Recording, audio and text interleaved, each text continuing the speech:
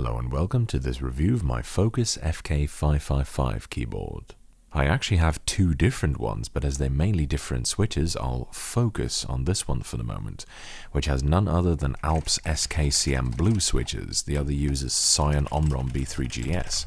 Both are super clicky, needless to say. I'd been looking for one of these for a while, partly because I'm a big fan of Focus keyboards, and also partly because I'm trying to find the best sounding blue Alps keyboard, and this one sounded like it was in with a shot. More on that later. It also has a lot of history behind it that I've spent a long time trying to piece together, as this keyboard appears to be the forerunner of the famous Northgate Omni key.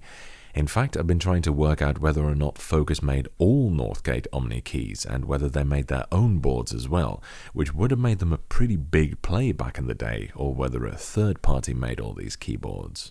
You see, it all started when I found a picture of a Northgate badged FK-555 and subsequent Northgate versions of the FK-727 and 747 as well.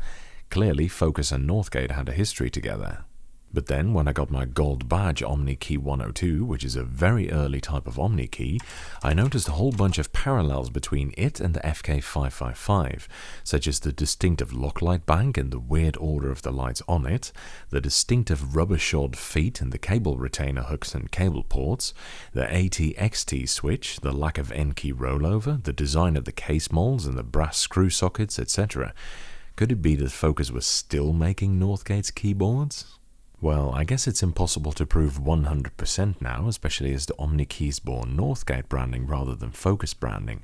However, thanks to Robert Tibbetts, aka Northgate Bob, I finally got my hands on a breakthrough, a scan of a PCB from a very early gold badge Omni Key 102 that shows positively actual Focus branding, indicating that they were at least involved.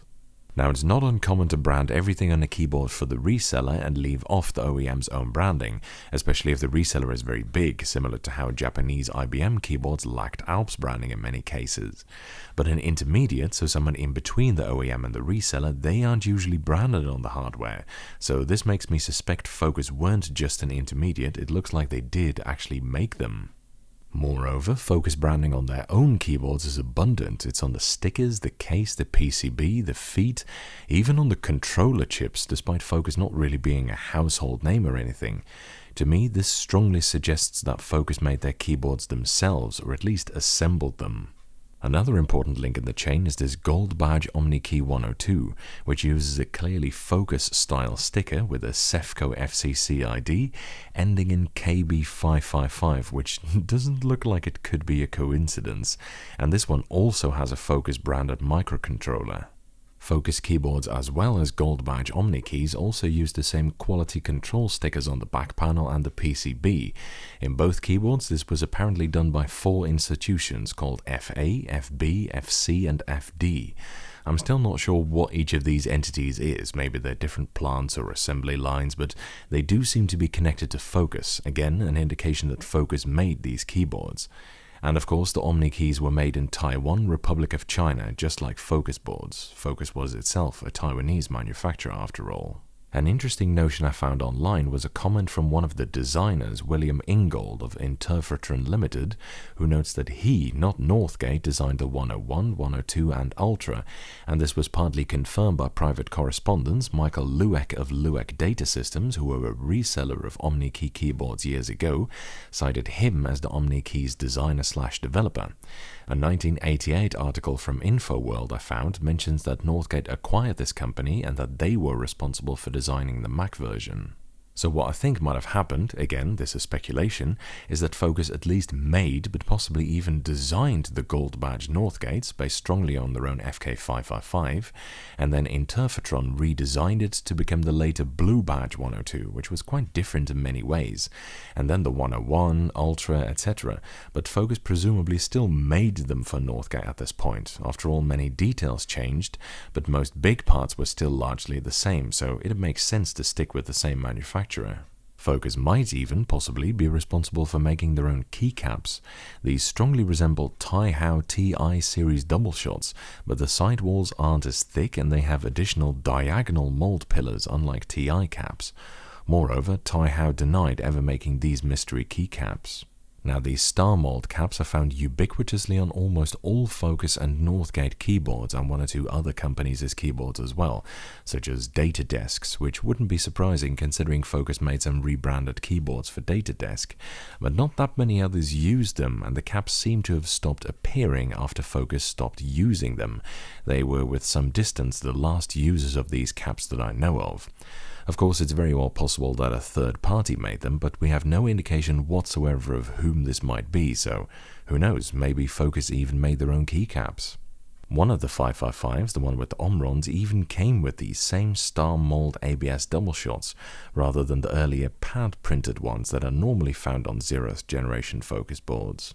These pad-printed, or probably actually silk-screened caps appear to be unique to 0th-gen Focus boards. I've never seen them on anything else. And as you might expect, the legends have partly faded on some of the keys. Silk screening has very low durability. So yeah, all in all, I guess this is basically a proto-Omni key keyboard. And that's certainly not a bad thing. In fact, this keyboard is fucking amazing. It's the bee's bolognese. It could come with Cyan Omrons, which are a very rare switch that I've reviewed before. These are super clicky, but they have almost no tactility. They're practically linear. Like amber B3G-S switches, they're also very unreliable. In this case, 9 switches aren't working, as you can see, namely Q, U, 8, left bracket, caps lock, L, numpad 5, left control, and F7. I'm really not sure why this is the case with B3G-S, but every board I've had with these have a bunch of dropout switches, and they tend to get worse with time as well. The most well-known version is probably the one with blue Alps though, and let's be honest, that's what we're all really here for. The ones in this keyboard were in very good condition, about 9 out of 10, which is kind of surprising considering how much rust there is on this keyboard. But anyway, I gave them a full with soft clean, and now they're 10 out of 10 again. Well, except the 8 and F7 keys, which had difficulty registering, I transplanted a different switch plate into those. Ironic that those 2 keys should be defective on both 555s. However, while Alps switches are usually easy enough to fix, I'm not even going to attempt to repair the Omrons. In all likelihood, several more switches died during the making of this video anyway. I've commented many times on how much I like Blue Alps, and especially their sound, and this particular keyboard is definitely a very nice sounding one. Let me treat you to some typing sounds on it.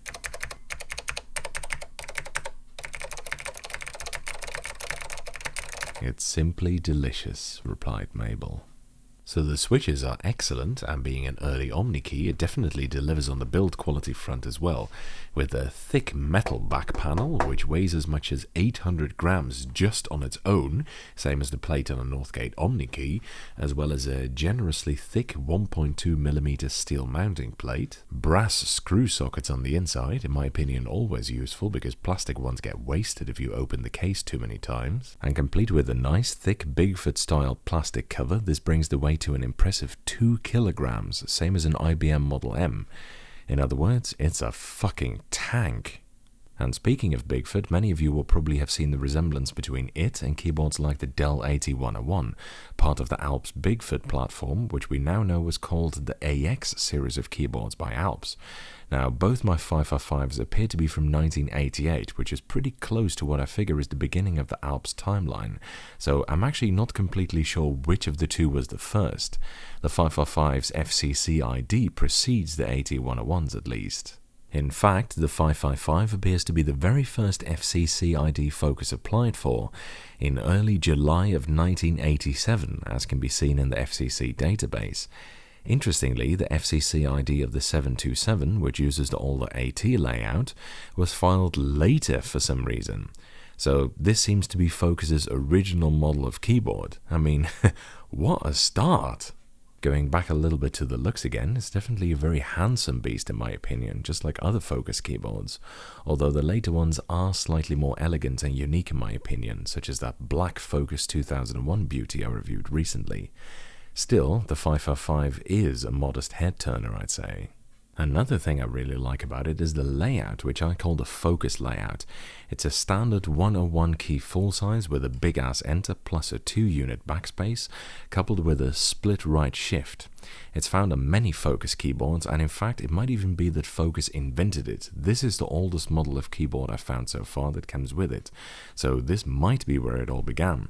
Let me know if you have a keyboard from earlier than 1987 that comes with this 101 key Focus layout.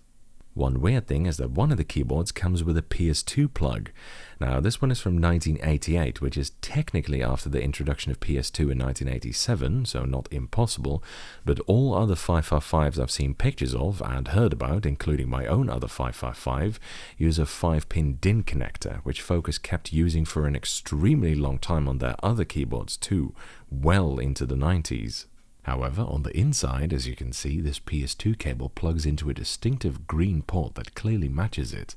The solder points do look slightly different though, so I think they were redone. It also still has an ATXT switch, which seems rather weird for a keyboard with a PS2 connector, so I think that the cable was swapped at some point post-production, either as a refurb or a user modification.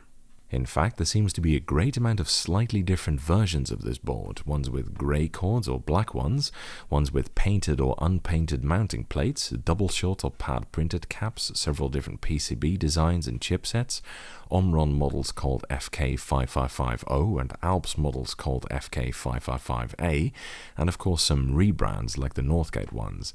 I even found a German ISO version, fuck only knows how rare that thing is.